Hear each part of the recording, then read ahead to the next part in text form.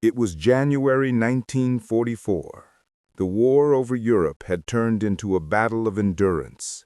Machines, fuel, and factories now decided victory, not just bravery. Somewhere near the small German town of Münster, a formation of American B-17 flying fortresses thundered through icy skies, heading toward industrial targets in the Ruhr. Below, anti-aircraft batteries opened fire, black puffs of flak filling the sky. One of the bombers, a B-17G nicknamed Lucky Lady 2, took a direct hit. Its number 3 engine burst into flames, smoke trailing behind as it dropped out of formation. Inside, the 10-man crew fought desperately to keep it aloft. The pilot, Lieutenant Robert Hensley, shouted orders through the intercom, his hands trembling on the yoke. "Feather engine 3, try to level her out." But the bomber was losing altitude fast. As they passed over enemy territory, the crew decided to bail out. Parachutes opened in the cold wind, 9 white dots drifting down.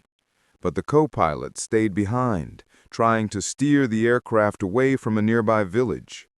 Moments later, the B-17 slammed into a frozen field, skidding across the ground before coming to rest in a shallow ditch.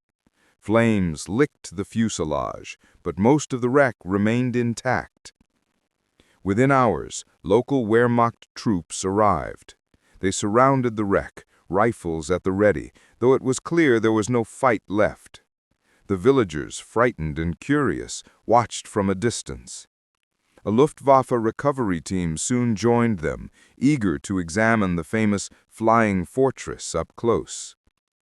To most German soldiers, the B-17 had been a distant nightmare, a silver monster in the sky that rained bombs on their cities. Seeing one up close was surreal. Its massive wings stretched across the field. The 4 engines, one torn apart, still smelled of burnt oil and aviation fuel. Inside, the crew's flight gear, maps, and half-melted oxygen masks lay scattered. One mechanic, Feldwebel Otto Kramer, climbed into the wreckage through a side hatch. He had worked on German bombers like the Heinkel 111 and the UJ-88, but this machine was something else entirely. "It's like a factory on wings," he muttered. Every component was labeled, every cable color-coded, every pipe neatly fixed. It was industrial precision unlike anything he had ever seen. On the engine cowlings, he noticed a small plate, Wright Aeronautical Corporation, Paterson, New Jersey, USA. On the cockpit instruments, Bendix Aviation, South Bend, Indiana. Even the rivets and bolts had serial numbers stamped into them. Each label was a quiet signature of the American industrial machine. Every part mass-produced, every detail standardized. The soldiers were stunned. Germany's own aircraft factories were struggling under constant bombardment. Mechanics scavenged spare parts from wrecked planes. Yet here was an American bomber, assembled from thousands of identical components, all perfectly fitted, all replaceable. It represented something the Germans could no longer match: industrial abundance. As Luftwaffe engineers began their examination, they took note of everything: the oxygen system, the power-operated gun turrets, the self-sealing fuel tanks.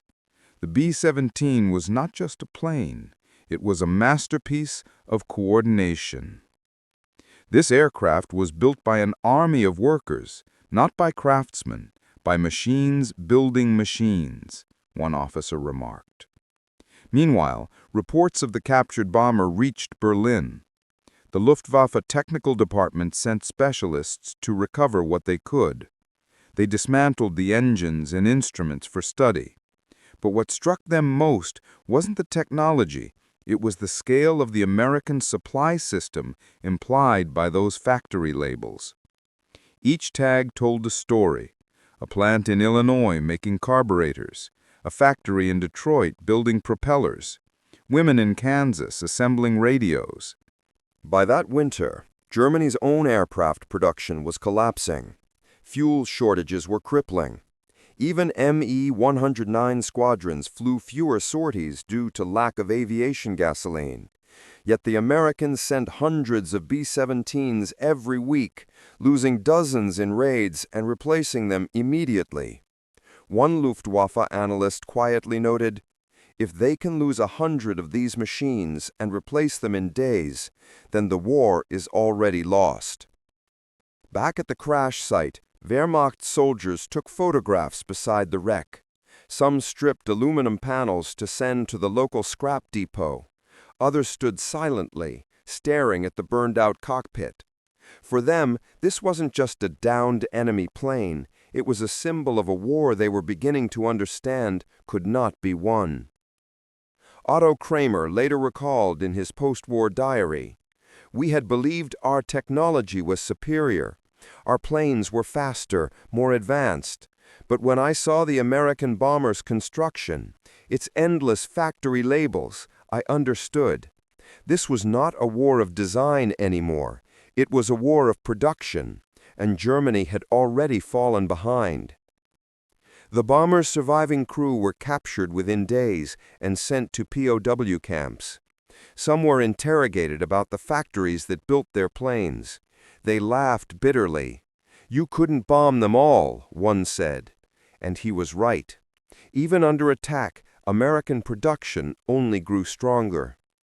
Months later, as Allied bombing intensified, German soldiers saw hundreds of B-17s flying in perfect formation, a wall of silver stretching from horizon to horizon. For the men who had once inspected Lucky Lady II, those factory labels now haunted them. Each plane represented not just metal and fuel, but a continent worth of industry, unstoppable, relentless, endless. By 1945, Germany's cities lay in ruins. The skies belonged entirely to the Allies. And somewhere in an archive, a Luftwaffe engineer's report remained classified until after the war. His final note read simply, "Technically, we can understand how to build such machines. Economically, we cannot." After the war, American investigators touring captured German factories found fragments of the B-17 still stored in crates, studied and measured. Some of those engineers would later work for post-war aerospace companies, quietly acknowledging that what they learned from the B-17 helped shape the jet age. The Flying Fortress had done more than drop bombs. It had carried a message that modern war belonged to nations that could outbuild, outproduce, and outlast. The day the Wehrmacht found that crashed B-17, they unknowingly witnessed the beginning of the end. The moment Germany's dream of technical dominance met the reality of industrial defeat.